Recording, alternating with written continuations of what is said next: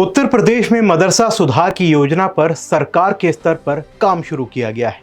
मदरसा संस्थानों के लिए टाइम टेबल का निर्धारण, शिक्षकों और स्टूडेंट्स की उपस्थिति, सरकार से मान्यता, आधुनिक शिक्षा पर जोर दिया जा रहा है। इसके अलावा मदरसों को प्रभावित करने वाले कारकों को बीच से खत्म करने की भी तैयारी की गई है।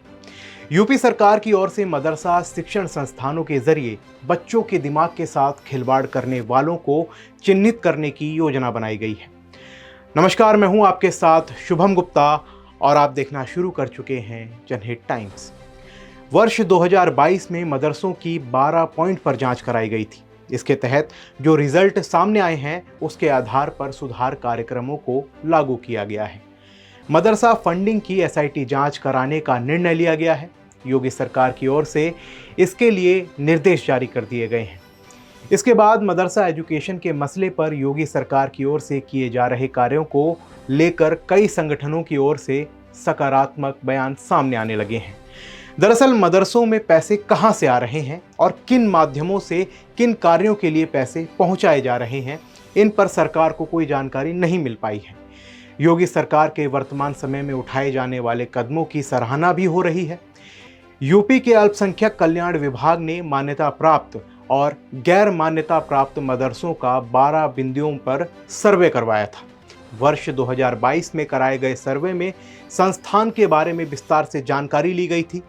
इसमें मदरसों के नाम, मदरसों का संचालन करने वाली संस्था का नाम और मदरसा को शुरू किए जाने के वर्ष के बारे में जानकारी ली गई थी।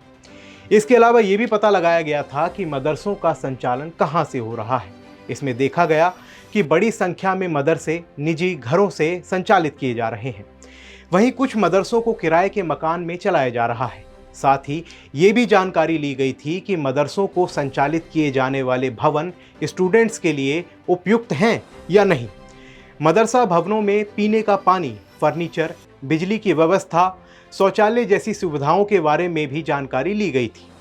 सरकार की ओर से कराए गए सर्वे में मदरसा संस्थानों में पढ़ाई करने वाले कुछ स्टूडेंट की संख्या के बारे में भी जानकारी हासिल की गई है। वहीं मदरसा में पढ़ाने वाले शिक्षकों का भी विवरण लिया गया है। सरकार की ओर से मदरसे में लागू किए गए सिलेबस की जानकारी भी मांगी गई थी। इसमें बड़ी संख्या में गड़बड़ी सामने आई है। राज्य सरकार की ओर से निर्धारित बोर्ड से भी मदरसा संस्थानों को संबद्धता नहीं लिए जाने का मामला सामने आया है। कई मदरसा संस्थान पाठ्यक्रमों के बारे में उचित जानकारी नहीं दे पाए। सरकार ने जांच के क्रम में एक पॉइंट मदरसे की आय का रखा था। सवाल किया गया था कि मदरसे की आय का स्रोत आखिर क्या है। इसमें यह बताना था कि मदरसा को संचालित करने के लिए दान या फिर ज़कात मिल रही है तो वो कहां से मिल रही है। इसी में मदरसा संचालन फंस गए हैं। वो फंडिंग का स्रोत बताने में विफल रहे हैं। सीमावर्ती क्षेत्रों के मदरसों में विदेशी फंडिंग का मामला इसी बिंदु पर हुई जांच में सामने आया है। इसके अलावा सरकार ने मदरसों में पढ़ रहे छात्र छात्राएं किसी और शिक्षण संस्थान स्कूल में नामांकित हैं या नहीं, इस संबंध में भी सवाल किया था। मतलब छात्रों के अन्य संस्थानों में भी एडमिशन लिए जाने के बारे में जानकारी ली गई है। अल्पसंख्यक कल्याण विभाग के सर्वे में मदरसों के गैर सरकारी संस्था या समूह के संबद्धता की जानकारी ली गई है। इस संबंध में विवरण मंगाया गया है। मदरसा संचालकों से सर्वे के संबंध में अपनी राय और विभिन्न बिंदुओं पर अपना पक्ष रखने के लिए एक पॉइंट दिया गया था।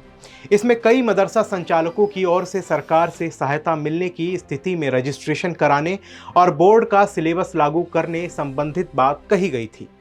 आपको बता दें कि नेपाल सीमा से सटे प्रदेश के मदरसों में गड़बड़ी की आशंका जताई गई है।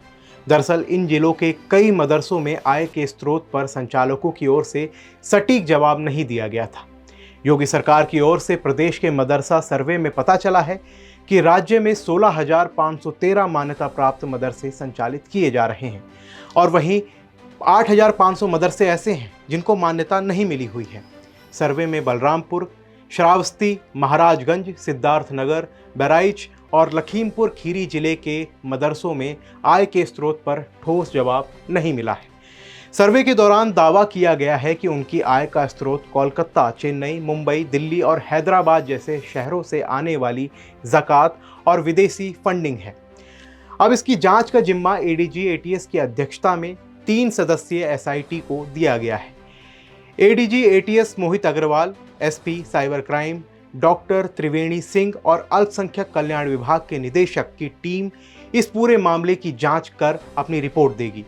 योगी सरकार मदरसा शिक्षा को आधुनिक रूप देने के लिए कई योजनाओं पर काम कर रही है। मदरसा संस्थानों में टाइम टेबल लागू किया जा रहा है, कंप्यूटर और गणित की पढ़ाई शुरू कराने और बोर्ड से संबद्धता पर जोर दिया जा रहा है। इसके साथ ही उत्तर प्रदेश अशासकीय अरबी फारसी मान्यता मदरसा मान्यता प्रशासन और सेवा विनियमावली 2016 में भी संशोधन की तैयारी है। अल्पसंख्यक कल्याण मंत्री का कहना है कि मदरसा छात्र छात्राओं को दिनियात और तालीम के साथ ही आधुनिक और विज्ञान की शिक्षा देकर मुख्य धारा से जोड़ा जाएगा। इसके लिए अधिकारियों को नियमावली में जरूरी संशोधन करने के निर्देश दिए गए हैं। मंत्री धर्मपाल सिंह ने विभागीय समीक्षा में कहा कि मदरसों में व्यावसायिक शिक्षा और कंप्यूटर की शिक्षा प्रभावी ढंग से लागू की जाए। फिलहाल के लिए इस वीडियो में बस इतना ही।